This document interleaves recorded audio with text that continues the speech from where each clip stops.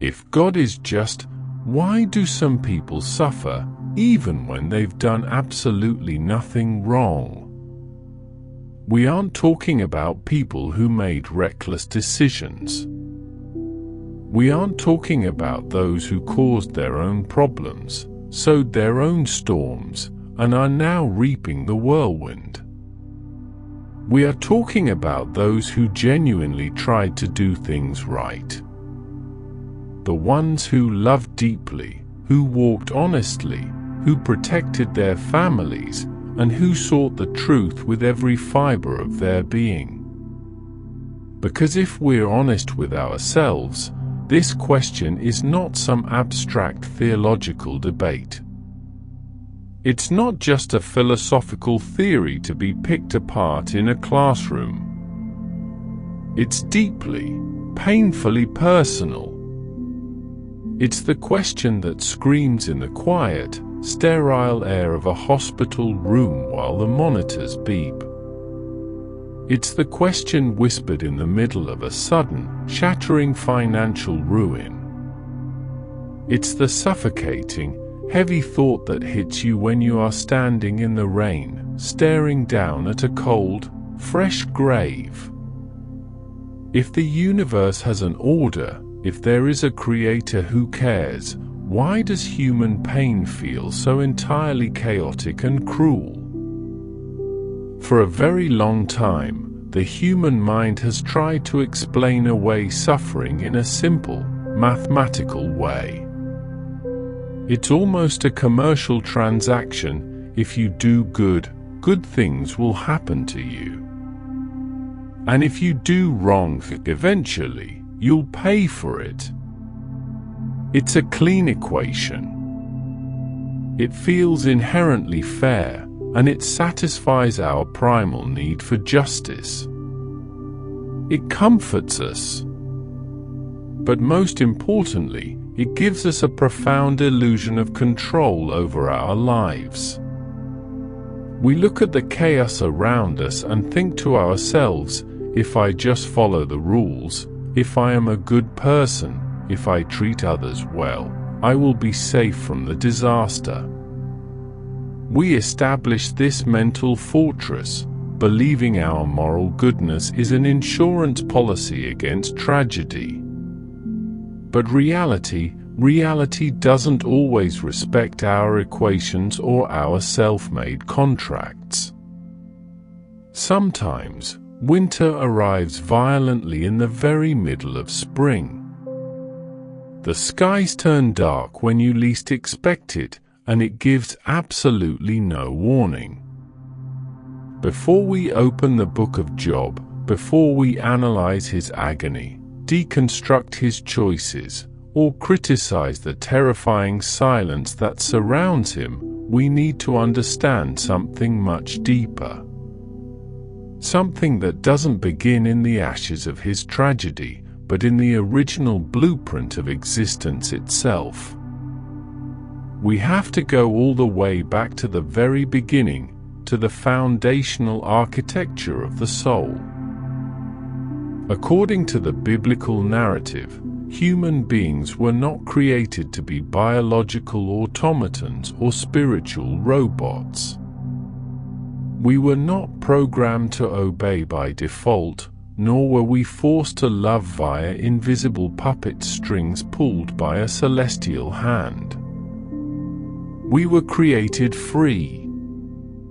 Real, terrifyingly deep freedom was breathed into us. And for that freedom to mean anything at all, for it to be real and not a cruel simulation, there absolutely had to be another option.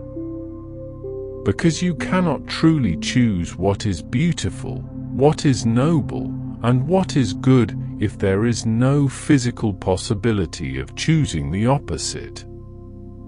Light only holds profound value because we know the density of the darkness. True virtue requires the presence of a choice. Love, obedience, faith, compassion, they only carry eternal value if they are chosen voluntarily in the face of alternative paths. If you do not possess the capacity to choose selfishness, rebellion, or hatred, your love isn't actually love, it's just programmed instinct, an involuntary reflex of a machine. And this fundamental truth explains an immense portion of what we see breaking in our world today. Much of the ambient suffering around us does not come from a cosmic glitch or a malicious creator, it comes directly from human decisions. It comes from unchecked greed, from senseless violence, from deep-seated dishonesty and systemic selfishness. We live in a fractured world where people constantly, willfully choose not to do what is right. And the devastating nature of those choices is that their consequences don't just stop with the person making them. They ripple outward like a stone thrown into a still pond. They bleed into the innocent, they tear through families, and they affect everyone.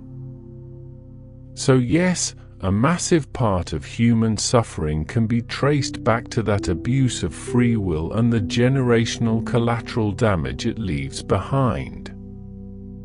Jesus explained this precise reality through a profound parable about the kingdom of heaven. He said the world is very much like a vast field where a farmer sowed good seed, but an enemy came under the cover of night and sowed weeds.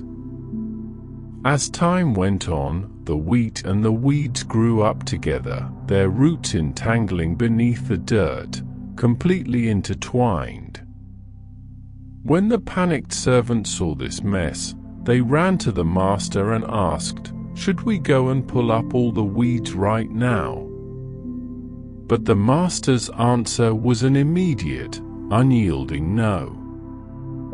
Because he knew that in the violent process of tearing out the weeds, the servants would inevitably uproot and destroy the precious wheat alongside them. In other words, good and evil are permitted to exist in the same space, under the same sun, drinking from the same rain for a designated time. Not because God is indifferent, lazy, or distant, but because the grand process of history is not finished yet, and mercy allows time for the harvest. And up to this point in the conversation, everything still makes sense, doesn't it? Suffering exists because human choices have consequences. Because free will is heavy and demanding. Because we live in a broken, bleeding world. It's deeply uncomfortable, but it is logically understandable. We can wrap our minds around the cause and effect. But then there's Job. The ancient text introduces Job not as a flawed man getting his comeuppance, but as a remarkably righteous human being. He wasn't sinless or perfect, but he was upright. He was a man of fierce, uncompromising integrity who guarded his heart. He was someone who truly revered God and actively avoided evil at all costs. He had a beautiful, thriving family. He had massive wealth, thousands of livestock, and an army of servants. He had social stability, respect from the elders, and a prominent seat at the city gate. From the outside looking in, his life made absolute sense. He was the poster child for the do good, get good equation. And then, in a single, catastrophic afternoon, everything changed. In a brutal cascade of rapid-fire tragedies, messengers arrived one after another, panting, breathless, carrying words of doom. He lost his immense possessions to raiders and fire. his loyal servants were slaughtered by the edge of the sword. And in the ultimate, unspeakable blow, a sudden, violent wind collapsed the house where all of his children were gathering, killing them all instantly. In a matter of minutes, his legacy was wiped from the earth. And as if staring into the abyss of total emotional grief wasn't enough, his physical health was aggressively taken from him too. He was struck with loathsome sores, covered from head to toe in agonizing, weeping wounds. He was reduced to sitting outside the city in the dust, scraping his skin with a piece of broken pottery. Pain. Total loss. Absolute, suffocating silence from the heavens. And here is the crucial detail that shifts this story from a typical tragedy into a profound existential crisis.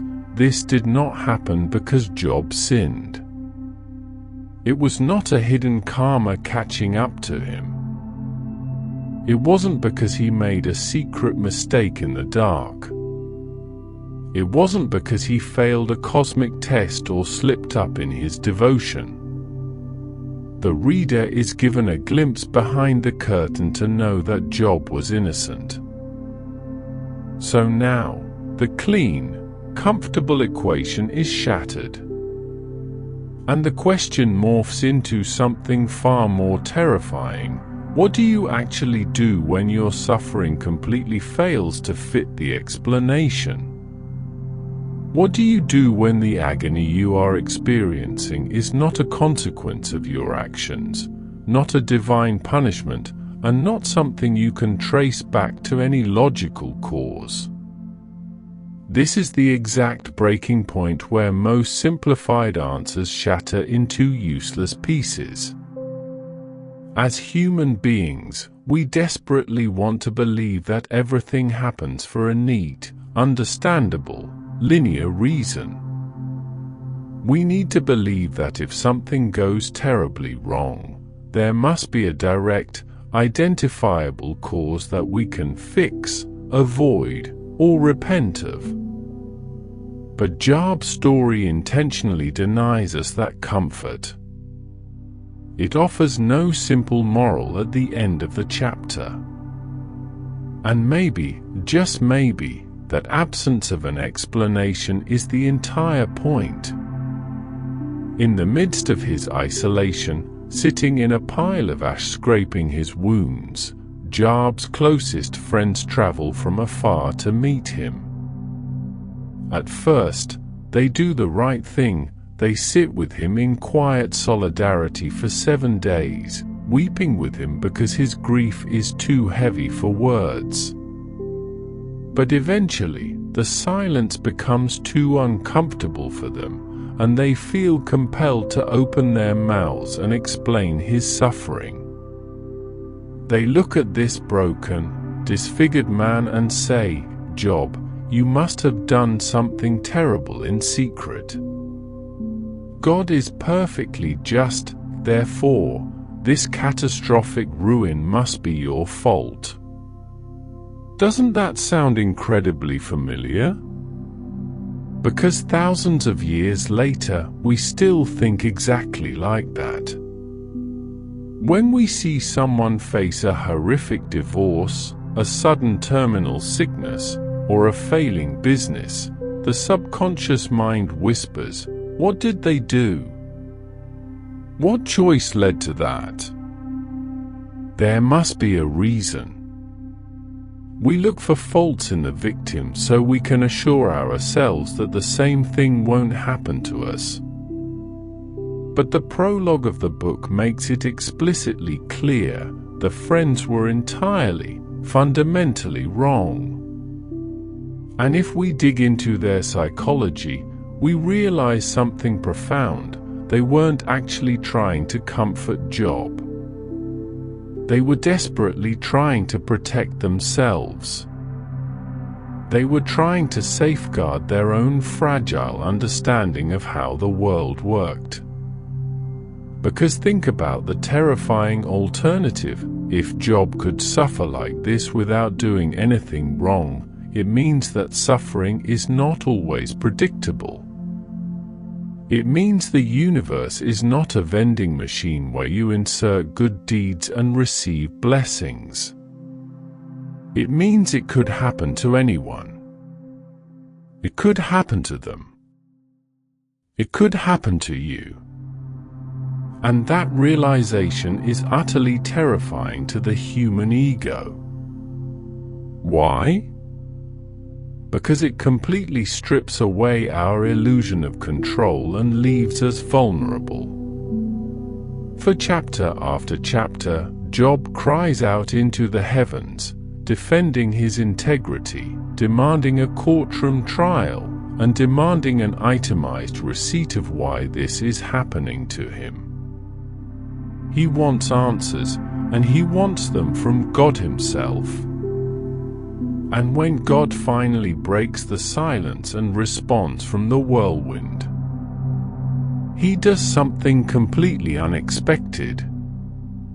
He does not give Job a detailed, point-by-point explanation of the cosmic spiritual battle between good and evil. He doesn't apologize for the pain, and he doesn't lay out the reasons behind the loss of his children, his servants, or his wealth. Instead, he takes Job on a tour of something else entirely. God points Job to the vast, breathtaking canvas of creation. He asks him where he was when the foundations of the earth were laid, challenging him to measure the dimensions of the cosmos. He points to the deep, untamed oceans, the paths of the lightning, the fierce instincts of wild animals, and the staggering complexity of a universe that functions on scales far beyond human sight. God doesn't answer Job's question with human logic, he answers it with scale. He gently but firmly shows Job just how limited, fragile, and localized his human understanding truly is. He exposes that Job is looking at a single, microscopic thread in a massive, infinite tapestry that spans across time and space. And God does this not to mock his pain, not to dismiss his grief, but to fundamentally shift his perspective from the temporal to the eternal. He is showing Job that just because an explanation is hidden from him, it does not mean that purpose is absent. Because maybe, when you are in the pitch dark, the question your soul is screaming is not actually the question you need answered. Maybe the question is not always, "Why is this happening to me?" but rather, "What can I see differently because of this?" How big is the God I trust when everything else is stripped away? We are desperate for immediate, clear, neatly packaged answers that fit into our small boxes. We want closure that fits into a single, satisfying sentence. But sometimes, what we receive instead of an explanation is something infinitely deeper. We receive a completely different way of seeing. A totally transformed way of understanding our place in the grand narrative. Job never got his answers. He never received the detailed explanation he spent months weeping for on the ash heap. But as he stood there in the dust, stripped of his arguments, he realized he came out of the fire with something far more valuable than a mere explanation. He emerged with a deeper awareness of the divine presence. A completely reconstructed, unshakable relationship with the Creator. An altered, transformed perspective. He famously said, "My ears had heard of you, but now my eyes have seen you." So hear this clearly, suffering is not always a punishment for your past. It is not always a direct consequence of a mistake you made along the way. And it is certainly not something you will always be able to logically explain or rationalize to others. Sometimes, suffering is simply a dark, unwanted space that fundamentally alters who you are. Not because you finally understand it, but because of who you choose to become while you are walking through it. If you found value in this deep dive into Job's story, please take a moment to subscribe to the channel, hit the like button, and share your thoughts in the comments below. Have you ever faced a time where simple answers weren't enough? Your engagement helps us keep sharing these deep biblical truths with others. And if you want to explore these profound narratives firsthand and study the complex poetry of Job or the parables of Jesus for yourself, I've left a link in the description below to a study Bible on Amazon that I highly recommend. It features great commentary to help guide you through the ancient context and the hidden depth of these stories. Picking up a copy through that link is a fantastic way to deepen your personal study while directly supporting the channel so we can continue making videos like this one. Thank you for watching, and stay grounded through the storm.